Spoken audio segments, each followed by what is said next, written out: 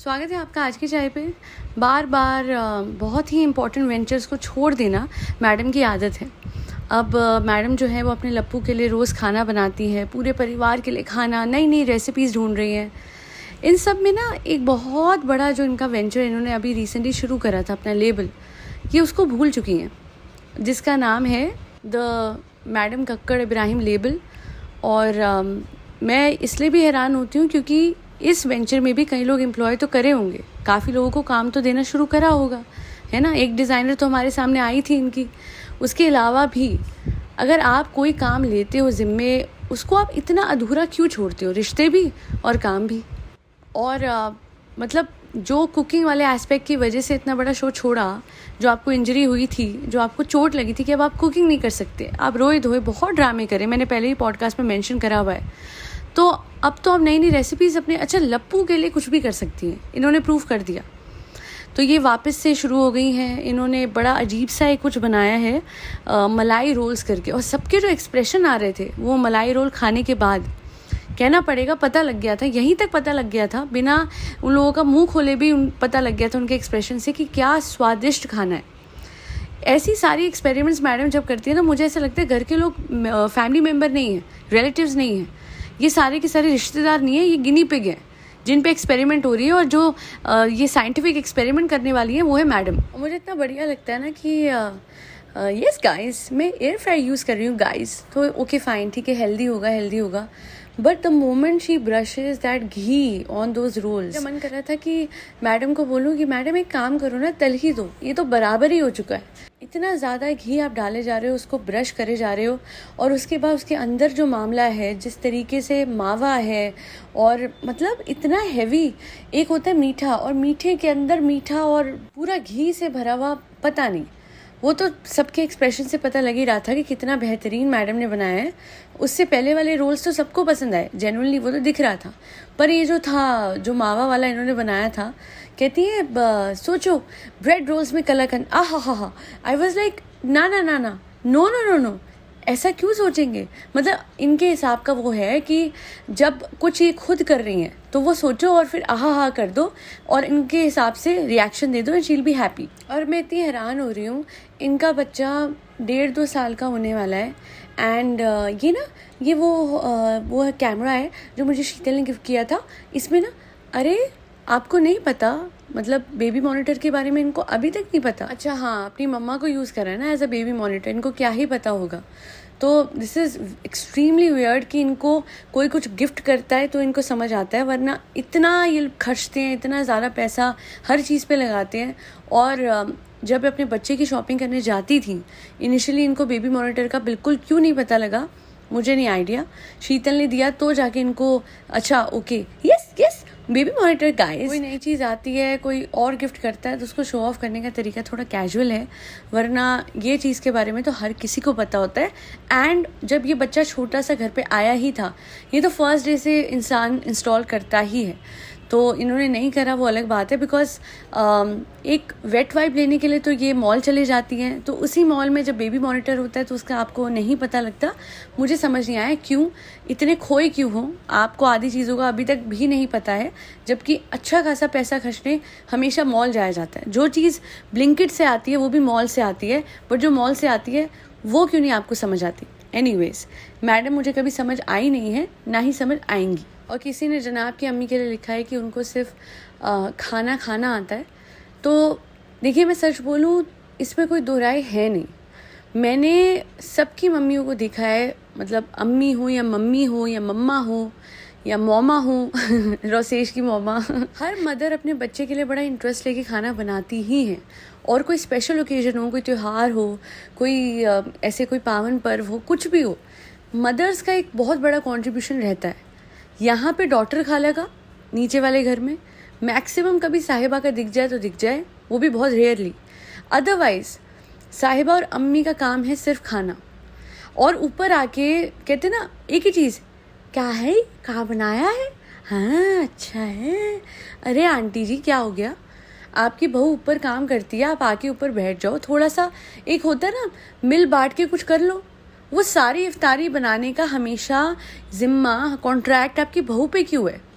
आप क्यों नहीं आके थोड़ा सा उसकी हेल्प कर सकते हैं, या फिर कुछ ऐसा उसको सिखा सकते जो कि आपके परिवार में कुछ टाइम से रेसिपीज़ होती हैं. इनफैक्ट परसों तरसों ही मैं अपनी फ्रेंड से डिस्कस कर रही थी कि कुछ ऐसी रेसिपीज़ पर्टिकुलर होती है हर घर की जो कि बड़े बूढ़ों को पता होता है. बट मैंने इस घर में ऐसा कुछ देखा ही नहीं है कि कभी अम्मी ने बोला हो कि हमारे घर की एक वो है रिवायत है, ये बना दो बिट्टन बहुरिया. कुछ ऐसा मैंने नहीं देखा, यहाँ विटनेस नहीं करा. और मैडम का भी कुछ मुझे ऐसे ही लगता है कि आप लोगों को याद होगा, आई गेस एक बार गुंजिया बनाने के लिए मैडम ने गुंजिया बोलती हूँ मैं, बट गुजिया बोला जाता है. तो उसके लिए मैडम ने एक वीडियो बनाया था कि अम्मी कैसे बनानी है गुजिया अम्मी. बट अदरवाइज वो सिर्फ दिखावा था. वैसे वो कुछ पूछती नहीं है कि क्या कैसे क्या करना है, नहीं कुछ नहीं. वो सब कुछ अपने हिसाब से करती हैं. उसके बाद उनको सिर्फ रिएक्शन के लिए लोग चाहिए होते हैं, वही गिनी पिग चाहिए होते हैं अपनी एक्सपेरिमेंट के लिए. वो ऊपर घर पे बुलाती हैं, उनको खाना परोसती हैं, वो खाना खाते हैं and then they give their respective reactions. अच्छा ऐसा लग रहा होता है कि मैडम ने ना कैमरे के पीछे से उनके सबके सर पे बंदूक तानी हुई है एंड वो सबको रिएक्शन देना ही है, वरना वो गाना है ना, गोली मारो भेजे में ठिसके आऊँ. तो लगता है कि शायद अगर किसी ने बुरा रिएक्शन दे दिया तो मैडम का भी रिएक्शन काफ़ी तगड़ा हो जाएगा.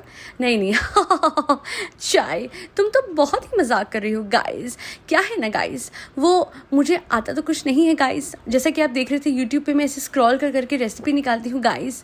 उसके बाद गाइस उसको बेड़ागर्द भी करती हूँ गाइस. क्या कह रहे थे आप गाइस? मेसी चिकन खराब हो गया पचका गाइस, हो गया.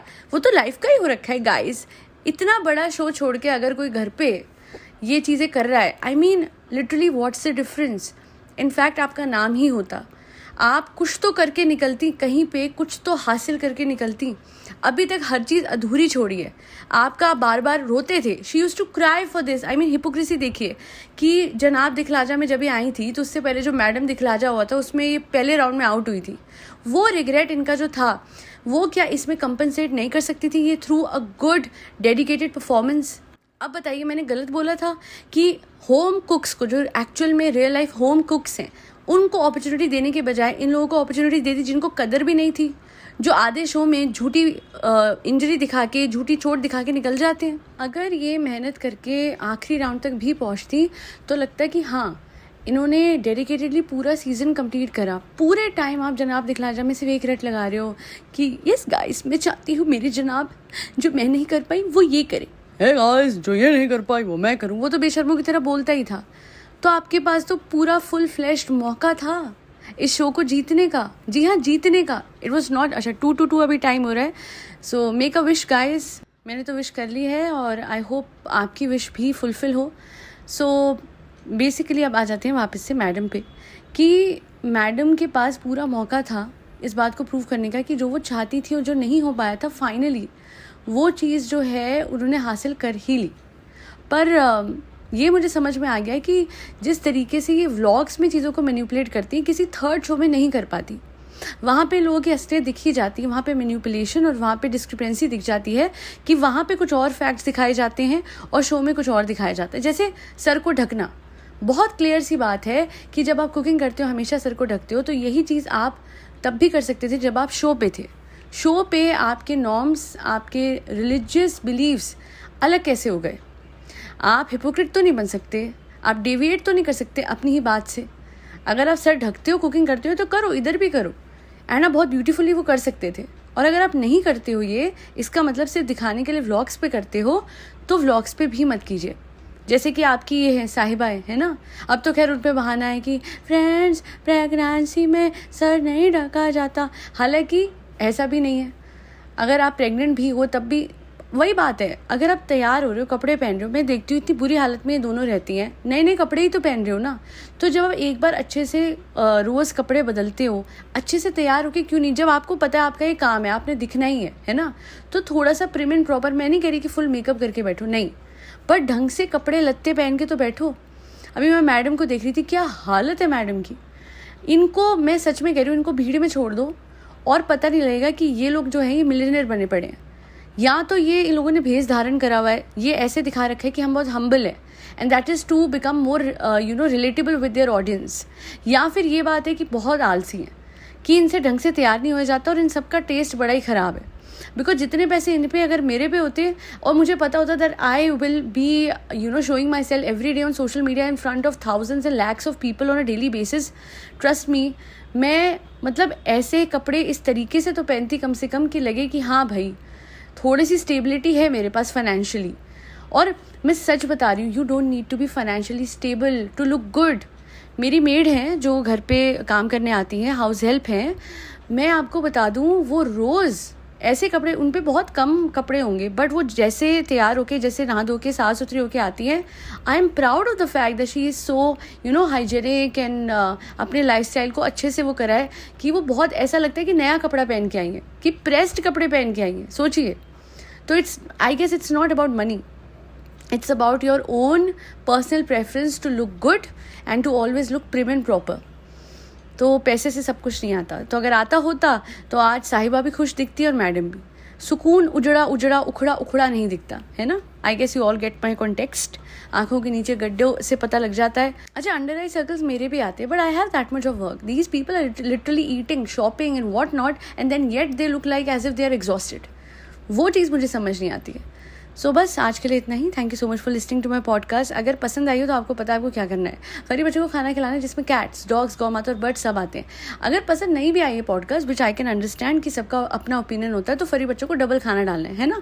बैर मुझसे वैसे क्यों ही होगा, बट अगर थोड़ा बहुत है भी तो फरी बच्चों से क्यों बैर निकालना, उनको तो डबल खाना खिलाई। आज के लिए इतना ही। जय श्री राम, राधे राधे, हरे कृष्णा।